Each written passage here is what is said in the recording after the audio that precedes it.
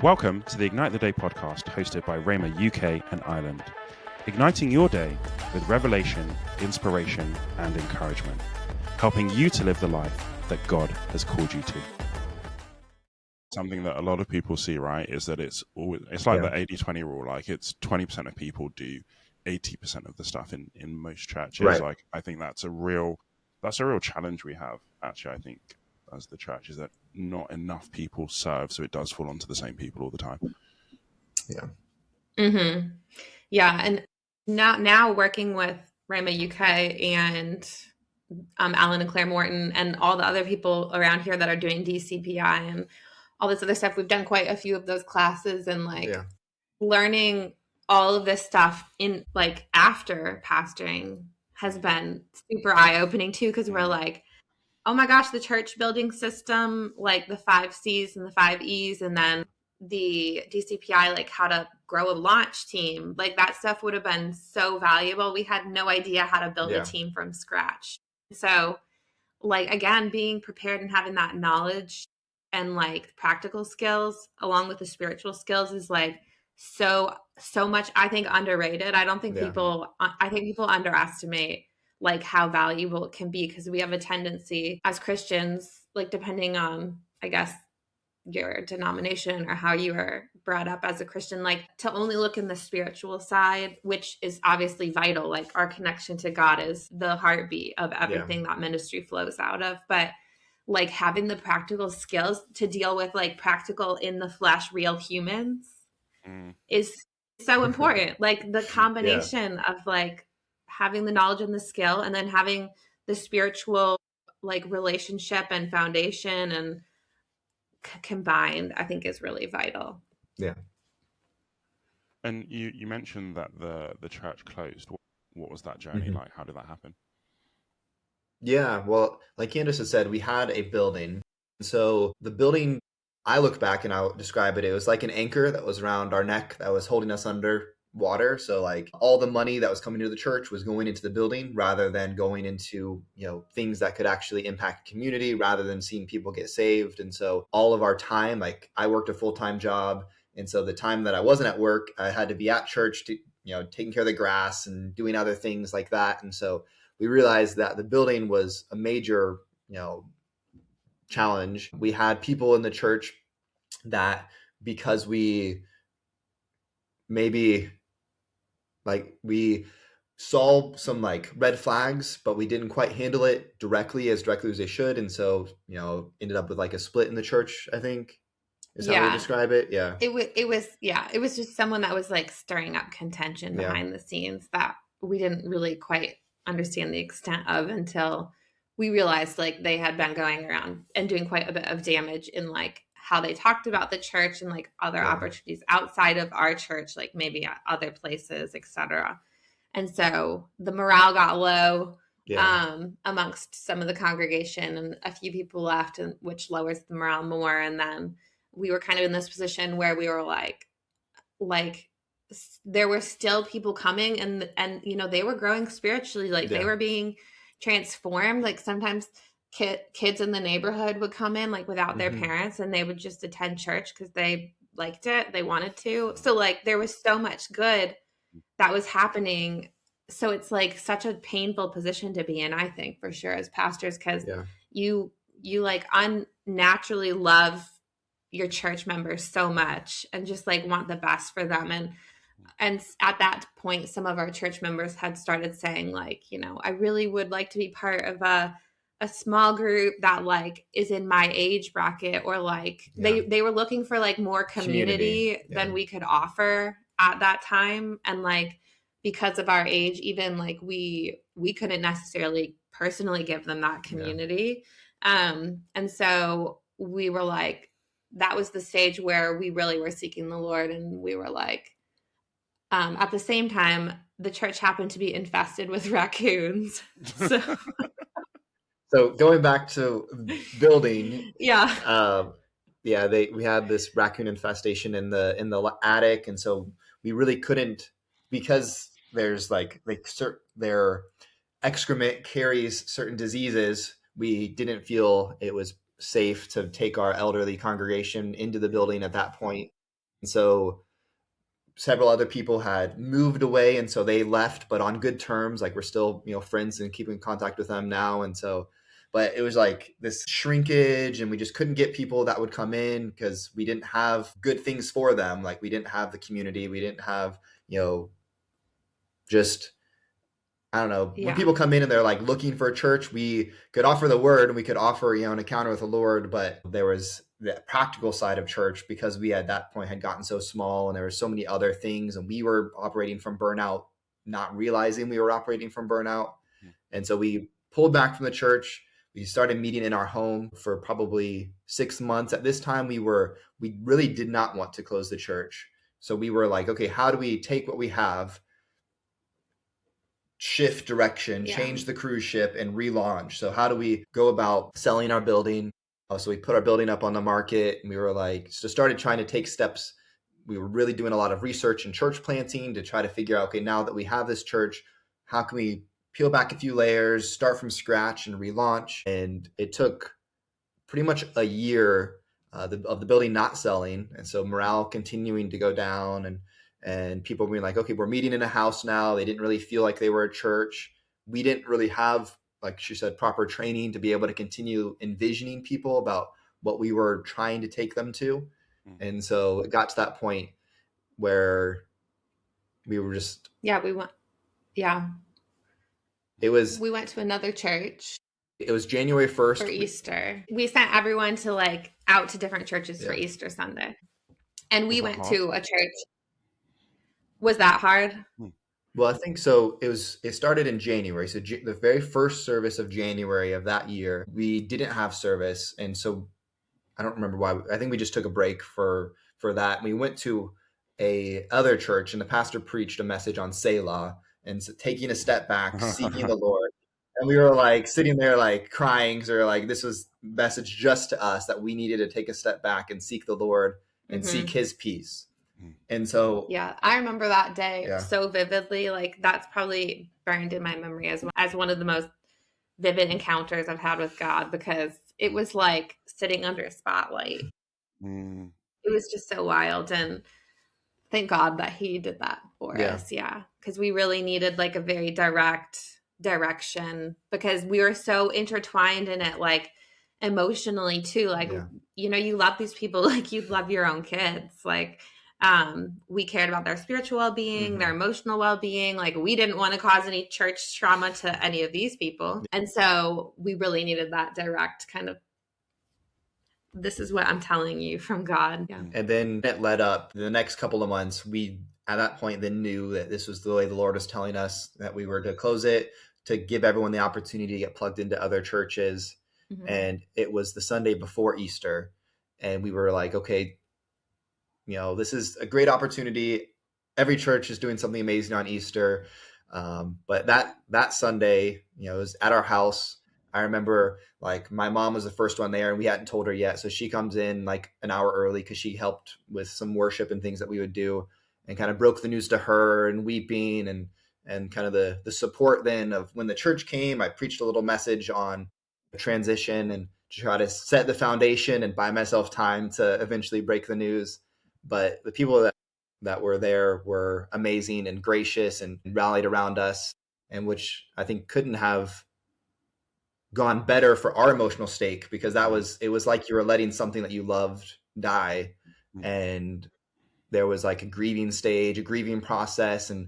But we really, really wanted to make sure that we did not, like Kandyse said, cause any of our members, further hurt and pain, because that was, the last thing that we wanted to do. We wanted to transition well, to let them have that better opportunities, let them go get plugged into a church that would actually be able to bring them life, bring them community. And yeah. Yeah. And how did you guys heal from that season? I call that season the desert. It affectionately has been named the desert. That is probably the hardest time we've ever been through. This guy, he's super emotionally stable, generally. He was really depressed after that. It was really hard season to walk through. The one saving grace, I think, during that season is we had randomly been connected with a pastor that had like gone out of his way to message him before, while we were still pastoring, and like just to connect. In the previous year, while we were selling our building, because he saw the building listing like online, found us on Facebook, sent me a message and to grab coffee, and he's like, they look like kids like out there trying to pastor, like I should reach out to them and see like how we can collaborate. He's amazing. And so that's the pastor who we ended up going to their church after. So I think one thing that was really helpful in that season is that we knew that we needed a break. So we went to this pastor's church and we were like, we need to sit for a while and just like reconnect our relationship with the Lord, like just calm down for a little bit and allow ourselves to heal. And he was super on board with that, which I always look back and admire him and his wife so much for that, because they were like, you guys just like heal, don't get involved in anything, like no pressure to get involved in anything.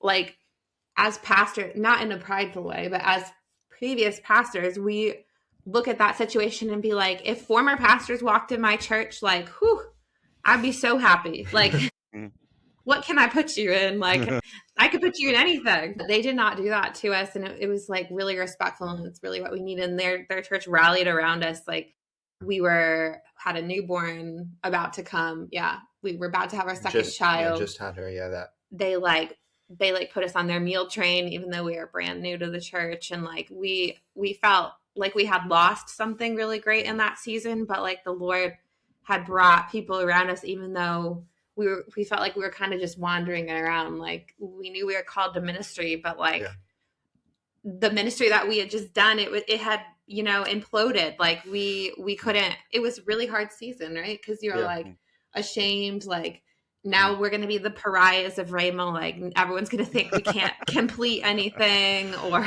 that we don't have work ethic, or what. Like there's so many things that go through your head. And then you're also like, am I ever going to be able to bring myself to do something like this again? Like we had taken this leap to like have faith and do this big transition and pastor this church. And then like, it didn't quite work out the way we thought.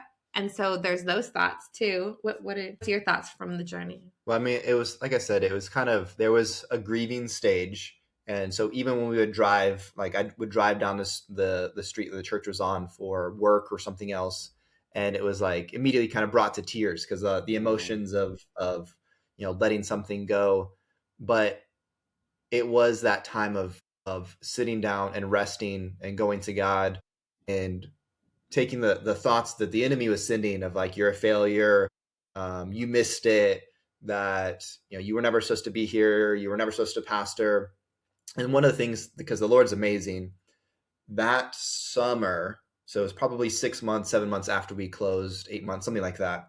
One of the girls who had been coming to our church, who was maybe 8, 9, 10 years old, had developed a good relationship with our children's pastor, and they had still stayed in touch after we had closed the church down. She had gotten baptized at her new church. And so we went, a bunch of the people that had been with us went to the church. And I think that moment was something that spoke really to me, because it was like, you look back and it was like, even if it was just for that one, it would have been worth it. And it was worth it.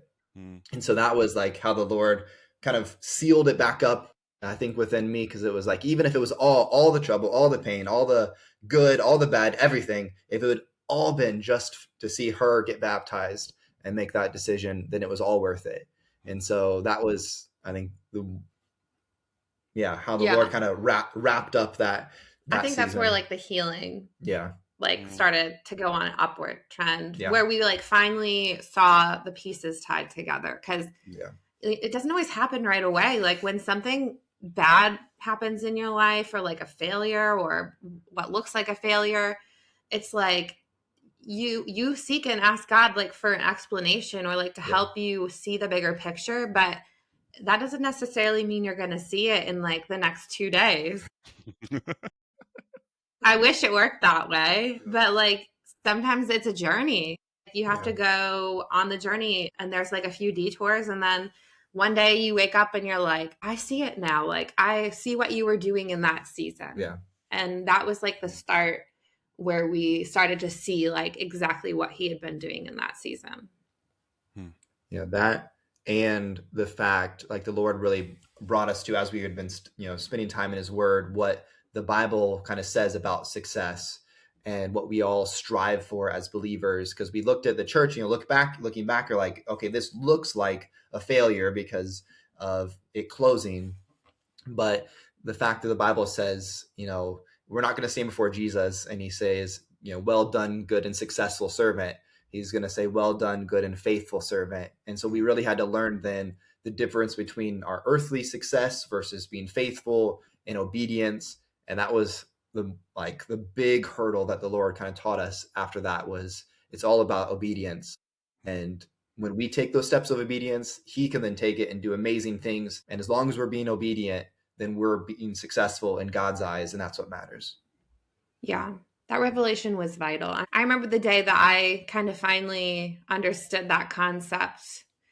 Like, I remember specifically the day that it happened, and I was like, oh my gosh, like, I don't have to be afraid to start something new or to jump into a new endeavor or to listen to the voice of God. Because like before, I think when I would do it, it was with the expectation, like, okay, like, this is what you've called me to do. Like, I'm going to do it to the best of my ability. It has to like turn out really great, like to be honoring to you, like that. If it wasn't perfectly executed, that it's like kind of a tragedy to the Lord or like a slap in the face or something. And that was just such a wrong mindset, because he literally looks at us. And I think the moment we say yes, he's like, he already counts it as success.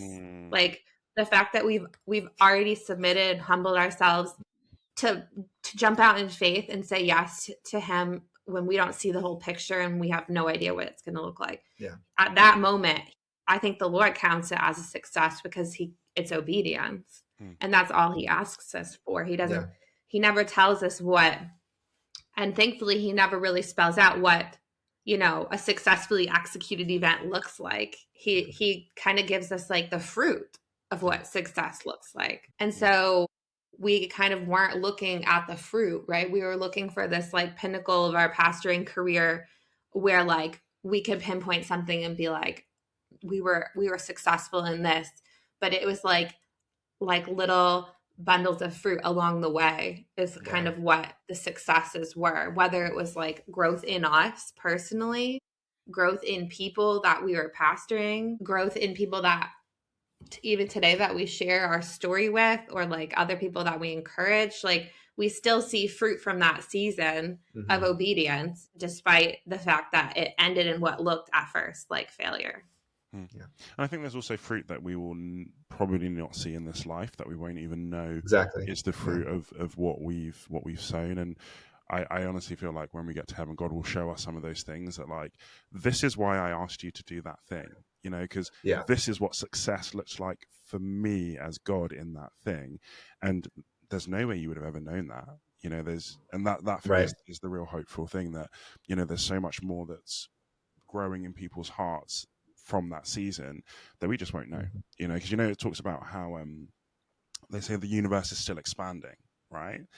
And that's from when God said, like, let there be light, and everything is still going. It's like, we don't know the eternal ramifications of our actions, and our minds can't even fathom it. The butterfly effect, where like it flat, and all this, that's really our lives, right? We just don't know the impact that we're having, and we might never know, and that's where faith comes in. We don't know, we don't know everything about it, but we just have to be obedient and be faithful,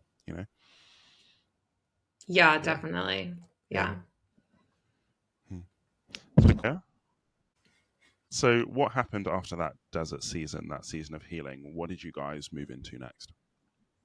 Yeah. So I think we had we'd sat at our church, and the one thing that our pastor did amazing is he didn't try to like push us in or draw us in, really. He also was like, here's other churches who are, needing X, Y, and Z. Maybe you could go there. And so he had a very like open-handed mindset, I think, which made us, they're really amazing.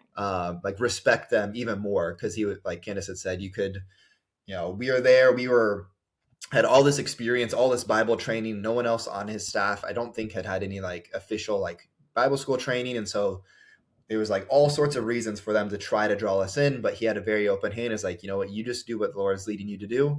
Take as much time as you need. And so we had sat for about a year, and we had met at a Chick-fil-A, and they were like, guys, I think it's time. And we were like, felt we're ready like it was time. So it was perfect. Yeah. And so they were like, here's some areas of the church that we are lacking. Do you think these could be areas that you guys could pick up and take over? And we felt at peace about it. And so we jumped right back into it. Yeah. Then COVID happened and shut everything down. And we were the connections pastors. And so we were the ones who were trying to draw people in, and then everything shut down. And so that was an interesting season. But yeah, it was like, you just had to, at this point, we had rested. And I think that was the biggest thing. You have to rest. We were rested. We were rejuvenated because we had been spending time in the Word. We had walked out of burnout, and it was like, okay, now we got to pick back up and go forward. And I think there was probably some moments where there was like slight hesitation or slight things, but you just have to continue walking by faith and just push in. And it was funny that we ended up in that season being connections pastors, because our whole role was like street to seat, right? So it was like getting people, like making them feel welcome, kind of running the welcome team and all the different teams that do like hospitality, and then making sure that all those systems worked properly, and then helping people assimilate into the church when they were new, and making sure that they got connected with the right like small groups and all that. And which is like something that we struggled with so much when we were pastoring, because we were struggling to get people and we didn't have teams. And so it is funny and kind of ironic that that's what we ended up doing. But it was like so healing, because the church was thriving. Like, what was the volunteer percentage? It was very unusual.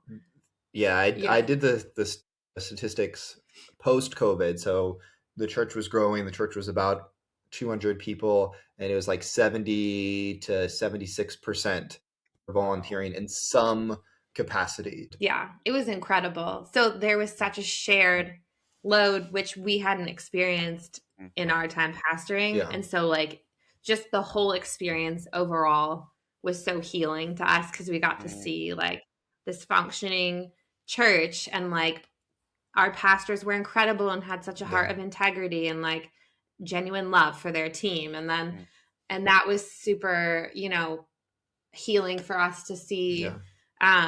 Just that there's other people out there that are doing good things, like that people in ministry are out here doing it the right way. Like, because we had gone straight from Bible college to pastoring. So we hadn't really seen, I had never really been part of like a normal church in my whole life.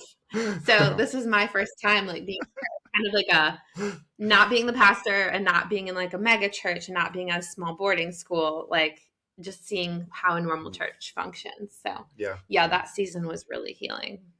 So just as we close, what I would love for you both to do is to think back to a moment along your journey and give an encouragement to someone that might be in that same moment, right? So you don't have to give the same moment, but think back to a moment where you really needed encouragement. What was happening then?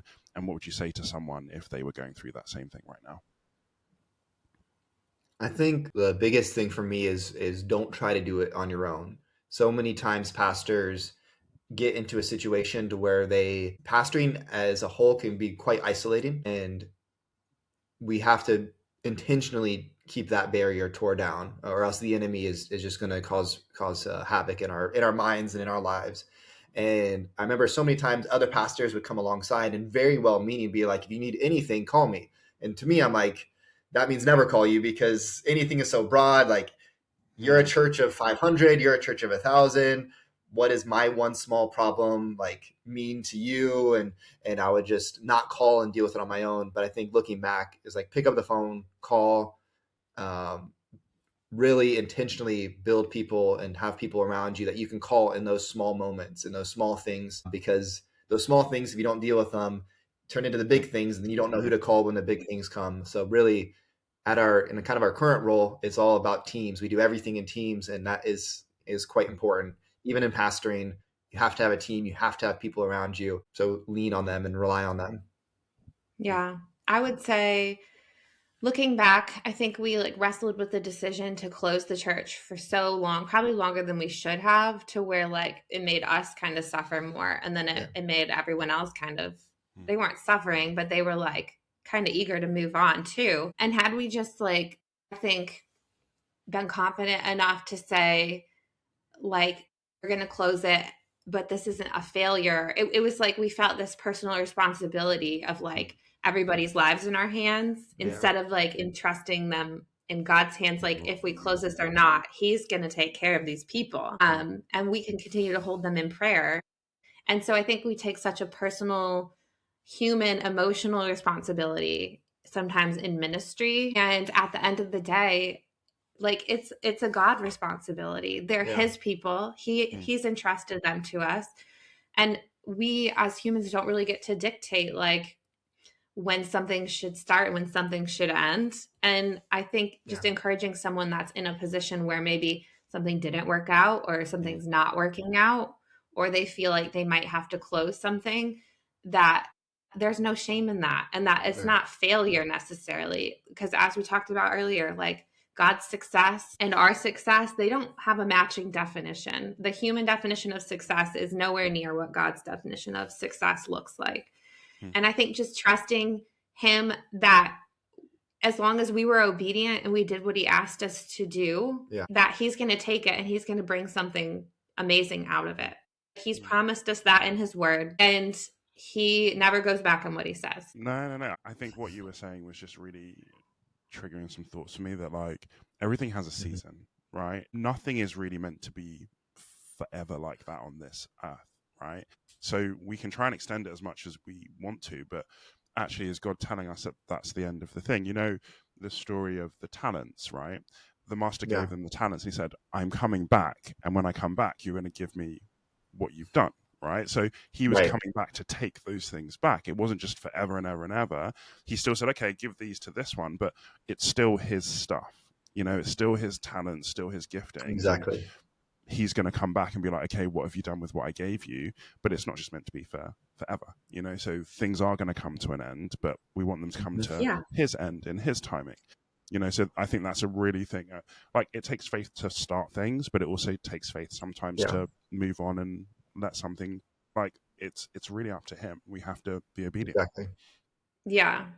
And I know looking at so many of the New Testament, like characters or disciples' stories, like they all had a start and a stop. Like at one point they were martyred, or I mean, Jesus obviously died and rose again, but then he's like, I have to go away, but I'm going to send the helper, the Holy Spirit. So his story, if you will, physically was done on earth, but like he sent something better to come dwell inside of us. And I think it just shows us like it did look like failure at first when Jesus died. Like everyone was freaking out, like what just happened? This is like we've all uprooted our lives for this guy. And then he rises again, obviously, which like solidified everything that he had said would come to pass. But that example just shows us like what looks like an end isn't always a God end. He might be using that to bring something better to pass. And so it's not really up to us to define, you know, what a start and an end looks like. It's kind of in the hands of God, who sees the bigger picture than we do.